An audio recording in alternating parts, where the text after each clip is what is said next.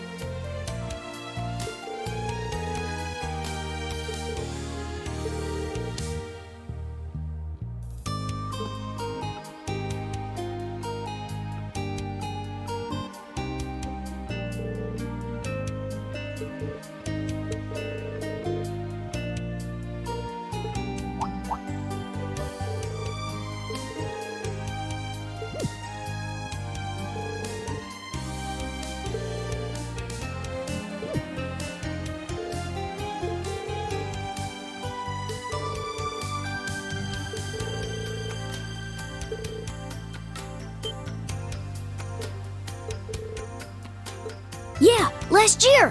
When Olivert attacked, he saved us. We fell out of the car, but he used his big toy to protect us.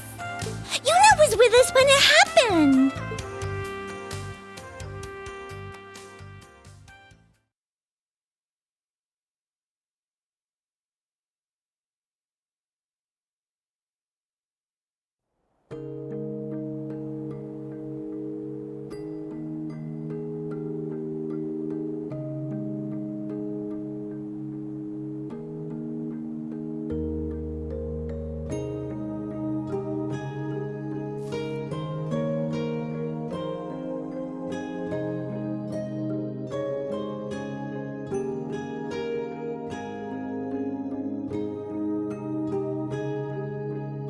Juna, you should at least eat some breakfast.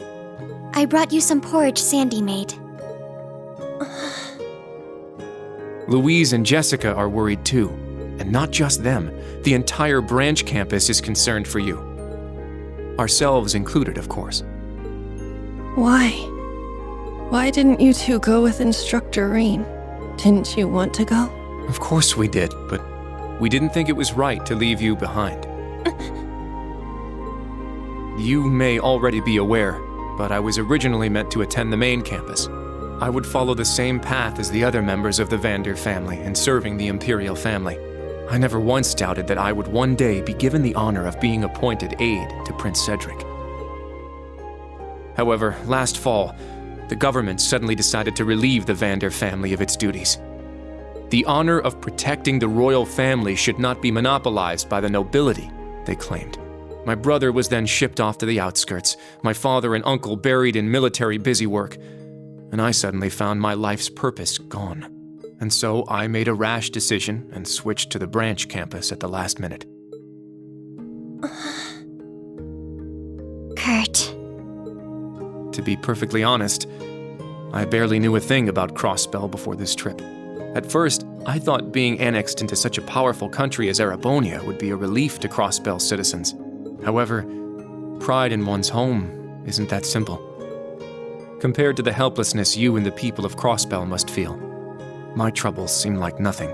Once I realized that, I decided I couldn't leave you here alone. I have trouble understanding why you're feeling like this, Juna. I never had a hometown, nor was I born from biological parents. I suspect I was created so as to experience as little emotion as possible. What?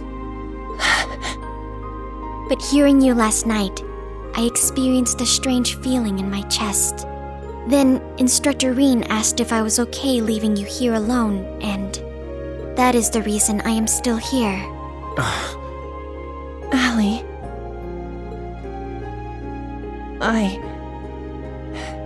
Unlike you two, I don't have a good reason for staying behind.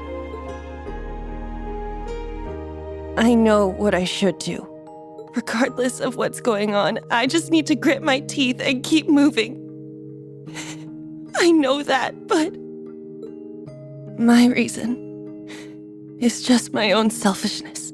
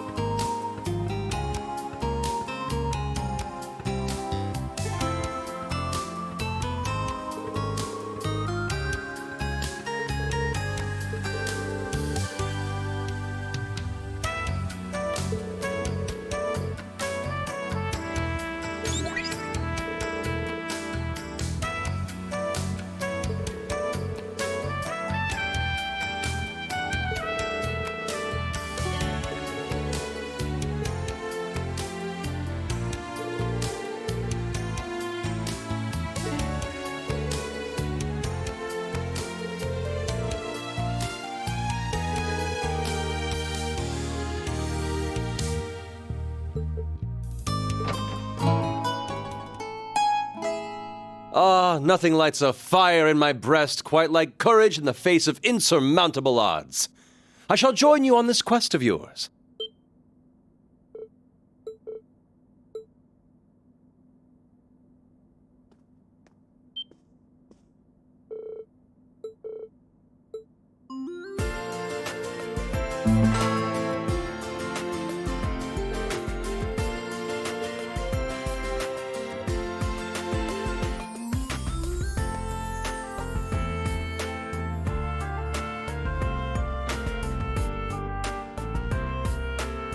It is a pleasure to see you once more, my dear Tio.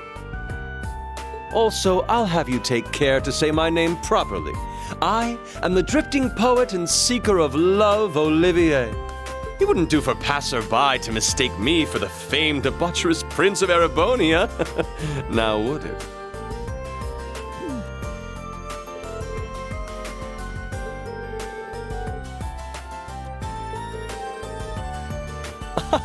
Oh, they're far more preoccupied with Alphen at the moment. That naughty, debaucherous prince has gone off on his own to play with Mishy in the theme park. A bitter thought though it may be, I've benefited from the absence of a certain constantly fretting bodyguard this time. But it is because I am a member of the Imperial family that I must do this. You see, my position prevents me from speaking out on behalf of Crossbell. Thus, I've no other choice but to turn to action this day. Otherwise, I would not be able to face the people of Crossbell I have come to know and love. Upon my telling this to Alphen, she could do little but sigh and agree to my escape scheme. I also come bearing a message from Elise to Rean. She wishes you well and says to stay safe.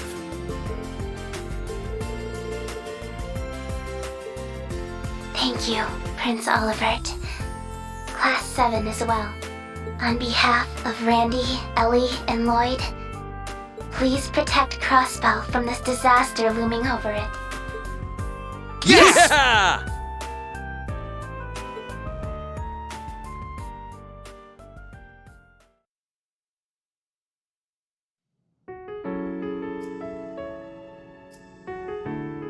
A year and a half ago, the Empire took over Crossbell without any bloodshed. Of course, Calvard wasn't about to let that stand. Their military strength is about even with Erebonia's. Calvard's armored aviation divisions are full of highly mobile tanks and gunships. They invaded Crossbell to try and drive out the Imperial Army. The Imperial Army held them off with their Panzer Soldats, but during the first few battles, there were a number of gunships that broke through the front lines. Because the occupation was so sudden, Most of the citizens were in a panic. Most people fled the city, hoping they'd be away from the fighting in rural towns or remote mining villages. We had the same idea and tried to at least get Ken and Nana to safety in Armorica village. I had just gotten back from the police academy and got an acquaintance to help drive us to the village. That's when it happened. On the way there, we encountered a Calbardian gunship. It was hit by Imperial fire, and I'm sure the pilot started to panic. It started firing at us.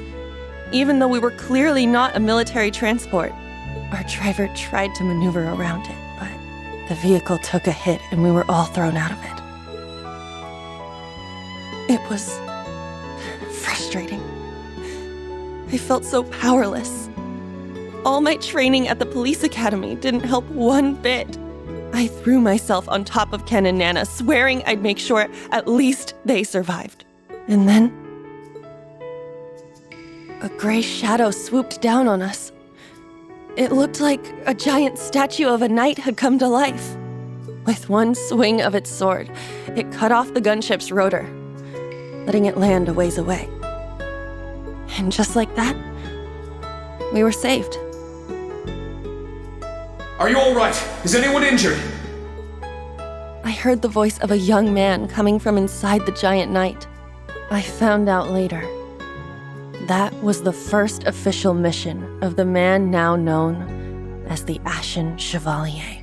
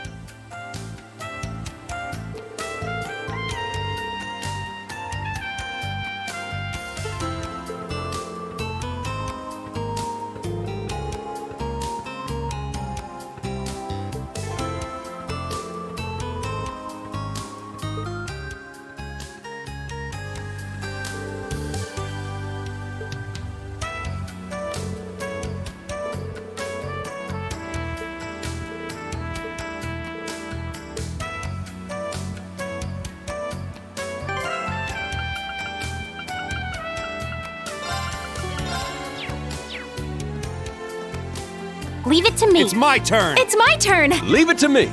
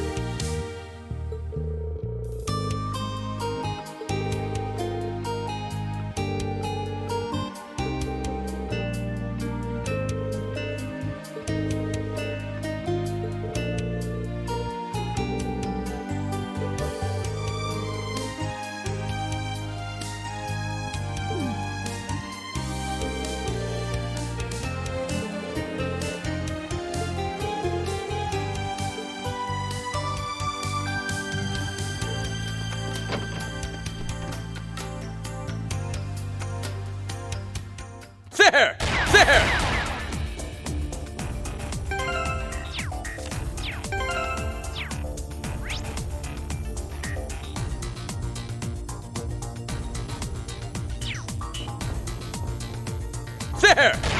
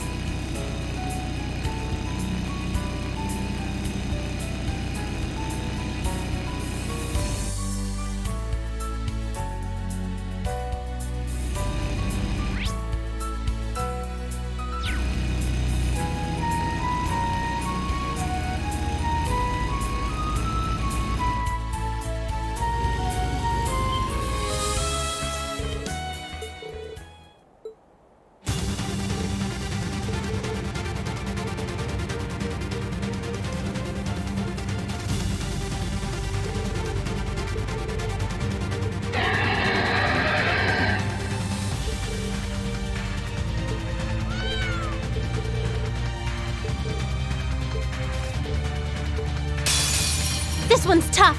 Be careful!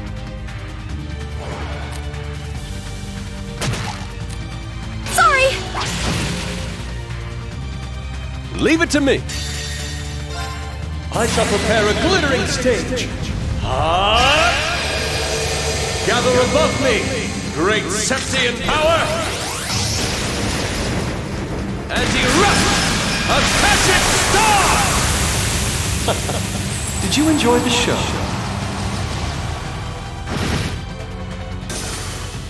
Yes! Dark Blade! Please! What a relief!